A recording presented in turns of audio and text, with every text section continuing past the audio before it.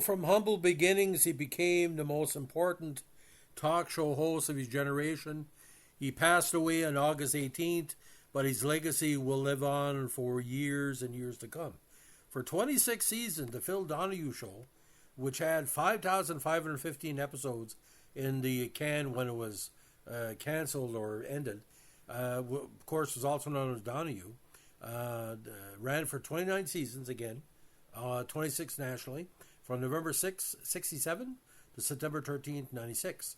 The show was initially broadcast on WD in Dayton before it was placed in first-run syndication in 1970, one of the biggest syndication hits of the decade. Now, in 67, Phil Donahue left his positions as news reporter interviewer at WHIUIO Radio and Television in Dayton to go into the station's sales department. He found he did not like it and took an on-air news position at another Dayton TV station, WLWD, now WDTN. Ohio had a big TV and radio media battle back in the day. The station's weekday variety music and chat program, The Johnny Gilbert Show, ended suddenly when Gilbert left on short notice for a hosting job in New York. WLWD named Donahue to replace Gilbert, keeping the live format and studio audience. But Donahue decided to take the show in a new direction. He focused on one guest or topic for the entire hour and invited the audience to ask questions. Of course, one of his most controversial was his pilot. On November 6, 67, he hosted his first guest, atheist Madeline Murray O'Hare. Though he would later call her a message of atheism very important, he also stated she was rather unpleasant and that off camera she mocked him for being Roman Catholic. On November 19th, 1973, Donahue's guest was Dr. Cody Sweet, who brought the subject of body language to the U.S. nationally syndicated TV audience for the first time. Initially, the program was shown on only 4 stations owned by the Crowsley Broadcasting Corporation, which would later take on the name of its parent, AFCO. Dayton, Cincinnati, Columbus, Indianapolis. Middle of the road, white America, of course. With the show's rating success in those cities, on September 4th, 70, the Donahue Show entered nationwide syndication. When the AFCO company divested their broadcasting properties in 76, international conglomerate Multimedia Incorporated assumed production and syndication of the program, which was now known as simply Donahue.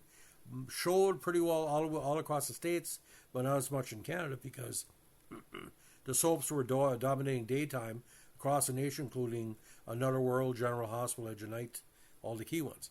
When Donahue relocated the show's home base to Chicago in 74, it first used the studios of the independent station WGN on the city's north side. Multimedia ended its relationship with WGN in 82, a move designed to protect syndication exclusively in markets out Chicago, as WGN was turning into a superstation via cable TV at that time, and Donahue moved downtown to CBS-owned WBBM TV. In 84, Donahue introduced many viewers to hip-hop culture, as the program featured breakdancing the first time on national TV, accompanied by a performance from the hip-hop group UTFO. In 85, Donahue left Chicago for New York City and began recording at Studio 8G at 30 Rockefeller Plaza, the home of his New York affiliate WNBC TV. Prior to the move, a month-long series of commercial heralded the move, and NBC's late-night talk show host David Letterman would use portions of his national program counting down the days of Donahue's move with a huge calendar in his studio. Now, one of the most discussed incidents in Donahue's history came on January 21st, 85, soon after the show moved to New York. On the stage program, 7 members of his audience appeared to faint during the broadcast, which was seen live in New York.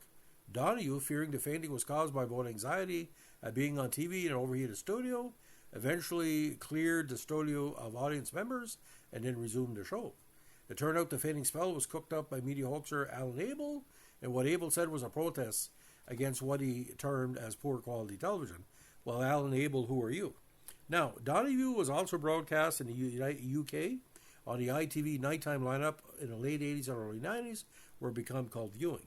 After its success, Donahue made several shows in Britain featuring some well-known celebrities from the country as guests, recorded mostly in London, but notably one program recorded in Manchester, which had several members of the cast from the American sitcom Cheers and Coronation Street, which was based in Manchester.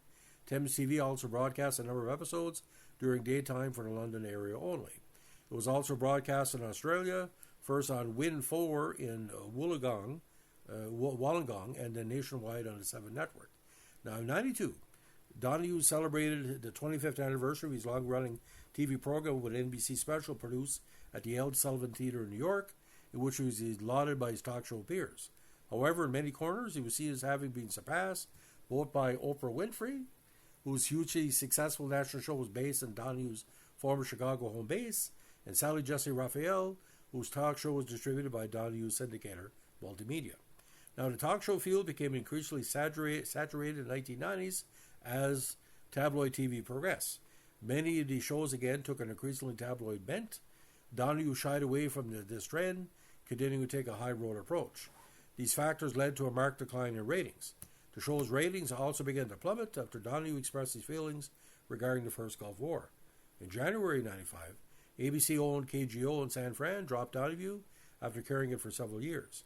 Then, towards the summer of 1995, New York's WNBC ceased airing the show after airing it since 1977. Now, Donahue was also ousted from his Rockefeller Plaza home and relocated to new studios in Manhattan. Donahue was unable to resurface at another station in the nation's largest and 8th largest market, and his ratings never recovered.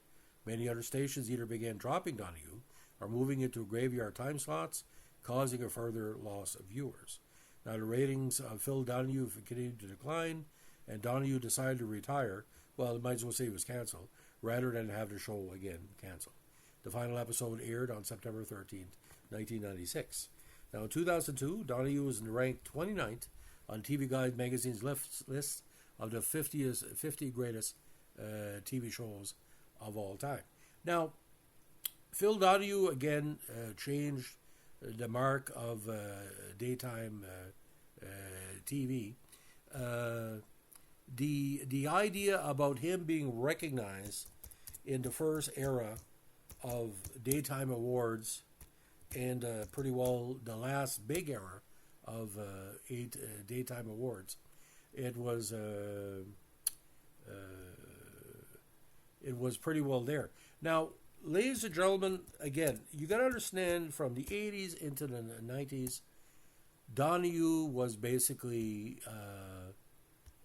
the guy that everybody was chasing. You had Montel, different people like this. But a daytime Emmy, we're going to go over as many awards as we can. Now, in '96, he was a nominee for Daytime Emmy Outstanding Talk Show Host. In '96, he won a Lifetime Achievement Award. Outstanding Talk Show Host nominee, 95 and 94. 93 winner of the Special Recognition Award.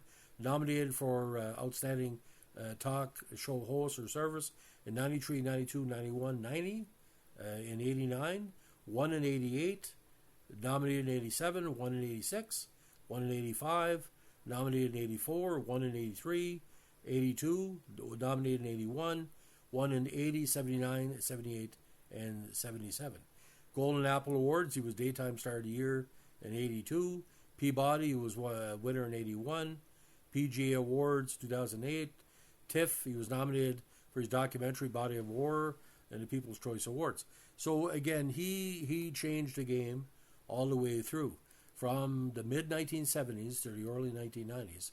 Again, a whole bunch of awards and nominations. Now, was he better than Oprah? No. Was he better than most of the talk show hosts out there? Yes, but he wasn't as good as Oprah because Oprah could get a lot more key ones. But the words of his beautiful wife, Marlo Thomas, you're a kind man, you're a gentleman, that's why we love you. Everybody liked Donahue because what you saw was what you got. He was pretty well the first male feminist that we all remember just by saying women count. So, again, a very intelligent guy, probably one of the most well-read hosts. You look like the crackpots like William Buckley, the right-wing crackpot. I hate Gore Vidal. So, but you know what's kind of funny about Phil Donahue, right? We all remember him running back and forth with the mic, but he was much more than that. He was a person that listened to the people that were watching at home and that were in the studio, and everybody liked Phil Donahue. But the thing is, the right wingers and some of the left wingers didn't like him in the fact because he would take up certain causes and not bear down on it. Like I said, he wasn't a true liberal and he wasn't a true centrist.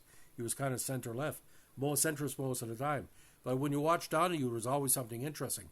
And Vince McMahon, if he dies, the first thing he'll say is that, well, we won the Donahue show.